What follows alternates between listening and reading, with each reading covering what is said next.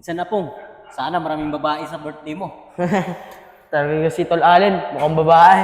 Pero teka lang, Pong! Pisan solid mo! Kasolid! Kasolid! Kasolid! Kasolid! Ano po magbubukas ng gate? Nakapapagod kayo. Tsaka po umuulan eh. Baka may lakad pa po kayo magkakapatid. Oo, Tol Oscar.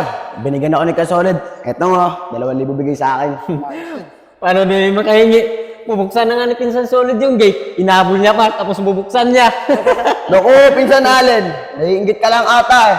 Tara nga, ba't natin tumupuan? Baka susunod na tambay tayo. May puwan na tayo. Tara.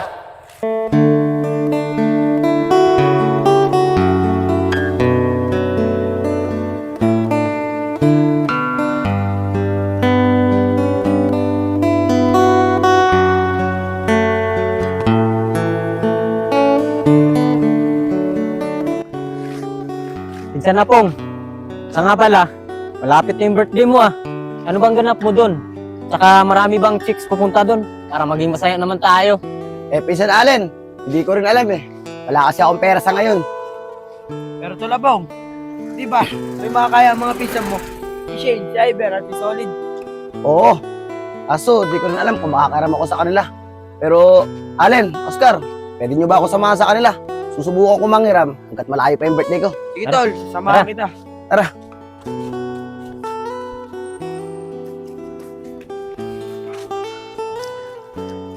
Pinsan Allen, sa tingin mo, nandiyan kaya sila Kuya Solid?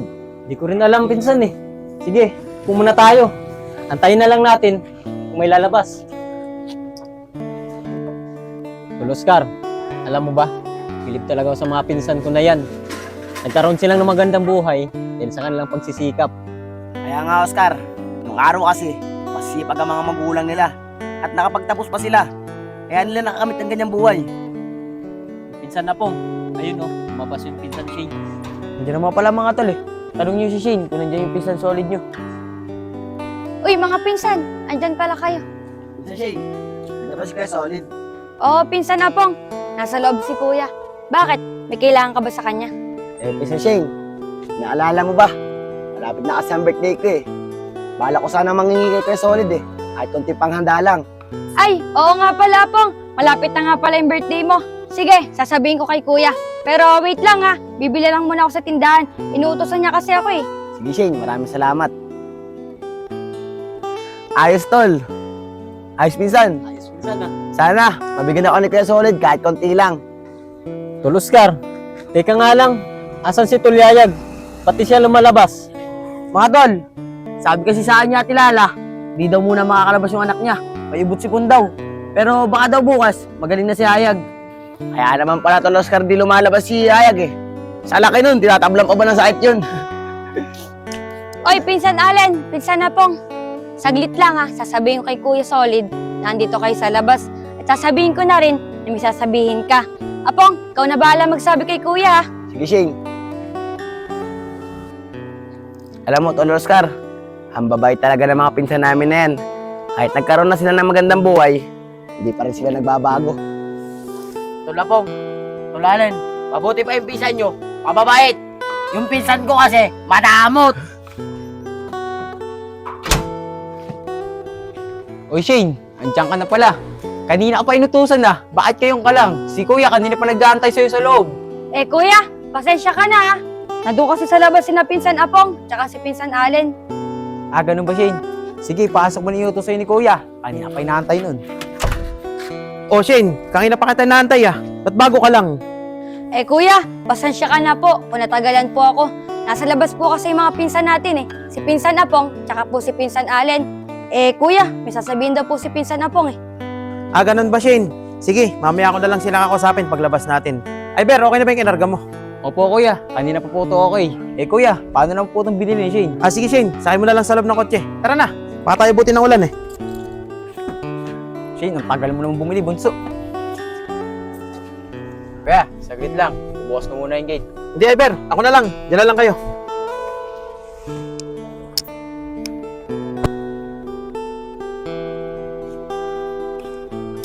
Minsan na pong, sana maraming babae sa birthday mo. Talaga si Tol Allen, mukhang babae. Pero teka lang, Pong, Pinsan Solid mo. Kasolid! Kasolid! Kasolid! Kasolid! Ano po magbubukas ng gate? Mapagod kayo. Tsaka po umuulan eh. Baka may lakad pa po kayo magkakapatid. Ganun ba, Pong? Maraming salamat sa'yo, pinsan, ha? Siya nga pala, inutusan ko si Shane. Ang sabi niya sa akin, may sasabihin ka daw. Ano ba yung sasabihin mo? Pinsan, nahiya ako eh. Pero kakapalan ko na yung mukha ko. Di ba malapit na yung birthday ko? Baka pwede naman ako makahingi kahit konti panghanda lang. Ganun ba, pinsan? Sige, walang problema. Magkano ba kailangan mo? Pinsan, bahala ka na. Kahit konti panghanda lang. Sige, pinsan. Bilis-bilisan na lang natin at aabutin na ako ng ulan eh. Kaya nga, pinsan eh. Pinsan, 2,000 yan na. Pinsan, maraming salamat dito ah. Sige, ikaw na bukas ang pinto ah. Sige, pinsan.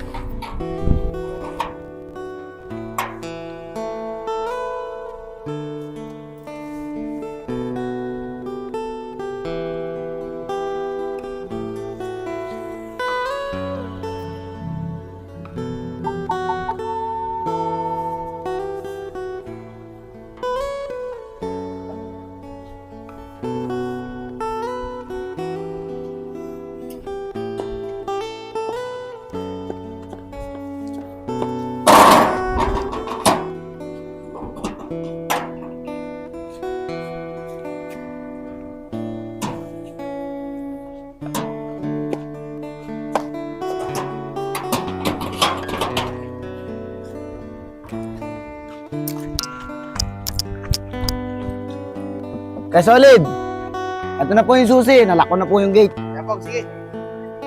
Solid, maraming salamat po sa binigay niyong pera. Sige, Pong, sige. Thank you rin. Maraming salamat po.